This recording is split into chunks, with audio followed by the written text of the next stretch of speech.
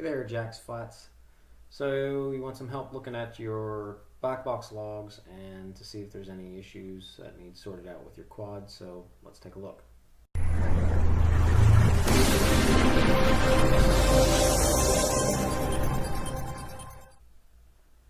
All right, the first item that I usually start with is before you get into PID tuning, you really need to get a sense of your quad's noise level. So looking at the log you uploaded here, there's a couple of flights it looks like you have recorded here. So I'm going to go to the longest one, 54 seconds. It's not very long, but nevertheless. What you ideally do is get flights a couple minutes in length at least, and you would do some different moves, rolls, flips, things of that nature, punch outs, things like that. Let me just take a quick glance at your noise. So one of the first items I see that you need to do here is you need to have a higher sampling rate. So I have a video on this on my YouTube channel. Hold on a second. So check that out. That is right here, what controls this limit. It was uploaded yesterday actually, understanding your black box sampling and logging rate. Bottom line is you need to increase your logging rate. It looks like you're doing a 8K, 2K sampling, and you're probably sampling at 1 kilohertz, but that's actually a 1/8, 1 divided by 8 for your gyro, and then that's multiplied by your PID loop, which is at 2 kilohertz, and then half of that because of the Nyquist limit, which we won't go into. Check out that video, it goes into greater detail. You need to see up to at least 500 hertz here for any spectrum analysis. The other thing you need to do is go into Betaflight and type in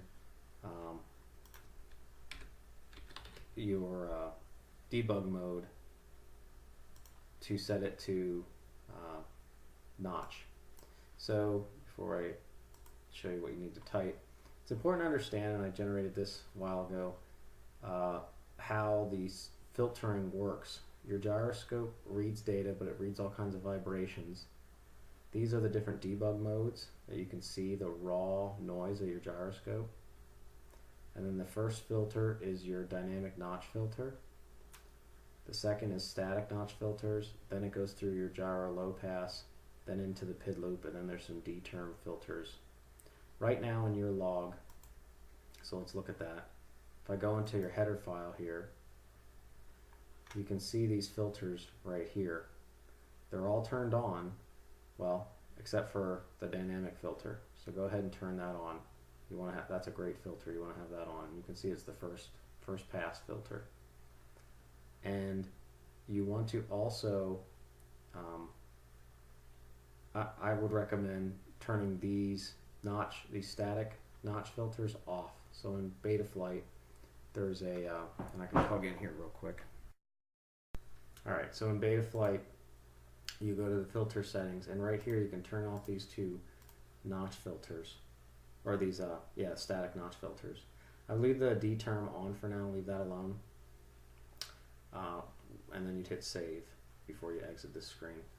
You'd want to come into the configuration tab as well, slide down, and turn on this dynamic filter. So get that checked on, hit save and reboot there. And then that final thing you'd want to do is go into, well, not final, you'd want to go into type set debug underscore mode equals notch. Hit enter, type save, and hit enter again. And that will turn on your basically that your black box logs from once that's turned on. Once you hit save, it reboots the flight controller. That's why I did that. It will start to record this debug mode, which would be the unfiltered. The reds are the filters. Unfiltered vibration that the gyro is seeing. It's unfiltered, but it's scaled. This is also a good one, but it's not scaled, so this is better because it gives you a rotational rate, which we're not really going to look at, but it's a better realistic of what these filters are going to see, because obviously the first thing that happens is it gets scaled. And you can look at that for motor vibrations and things of that nature. We can go from there.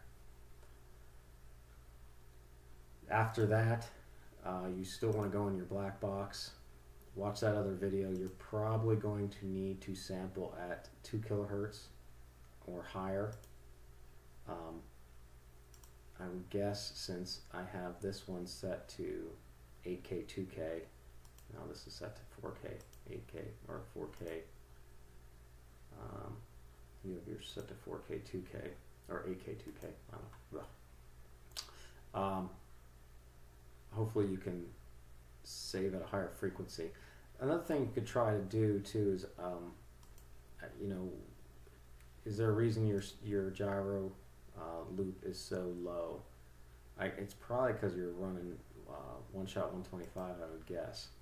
But can you increase your loops to your gyro and your PID loop to be at least 4K 4K or 8K 4K?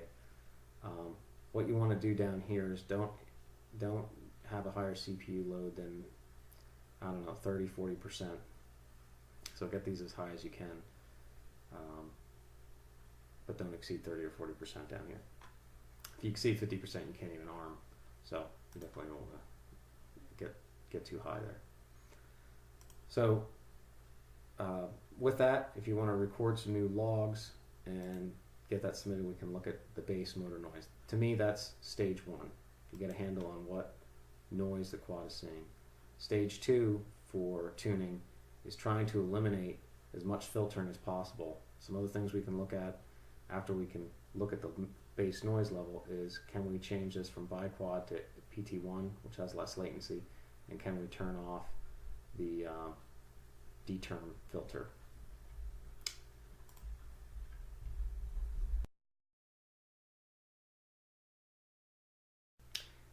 As of right now, looking at this log and looking at the spectrograph for the D-term, which is the most sensitive to noise, that's why it has that extra filtering after it enters the PID loop. There's basically smoothing filtering that goes on to the D-term. So that's the one that gets overexcited when there's too much noise. So you can do a spectrograph on that. And as of right now, it doesn't look like you have a bad noise level. You know, I usually run this. I wish they had notches here, or like things so you could see, you know, like set it to 1, set it to 2, or whatever. But they don't, so I usually just run it all the way to the top. And that amount of D-term noise is low, honestly. But it can be deceiving because you don't have really enough data. This really needs to go up to 500 hertz, so it could be missing. There could be more noise up here that I'm not seeing, and this could be the aliasing, which is essentially when you know, aliasing, the best way to think about it is you throw a rock in a lake. That first ripple is pretty big, that's the noise. The second ripple's there, which would be this, and it's smaller. And the third ripple is this, fourth ripple is this, fifth ripple, so on and so forth. They get smaller as they go down, but that's the best way to think about it. So there could be more noise up here, but as of right, you know, just looking at this and then looking at your motors is another way. You know, you'd hit S for smoothing when you're looking at your logs to turn that smoothing off. This isn't too bad. The other thing that's difficult with this is you need to do some more aggressive moves. Like there's no punch outs in this. You need to at least do some punch outs, some flips, some rolls. If you can, I don't know if this is in air mode or not, or angle mode or rate mode. I'd have to look, but you know, at least do some punch outs and things of that nature to really see. But as of right now, the noise level doesn't seem too bad. I did notice it looks like you pulled your P terms down from the defaults pretty decently. Typically that's not where people go first. Typically you're raising your P terms. So once you get a handle on the noise, turn the filtering down as much as possible. Take a look at that, make sure the noise floor is still good. Then there's another video out there I can link you to that does a good run through by Stinger Swarm on how to do PID tuning by line of sight and how you do the P term first, then the D term, and then the I last.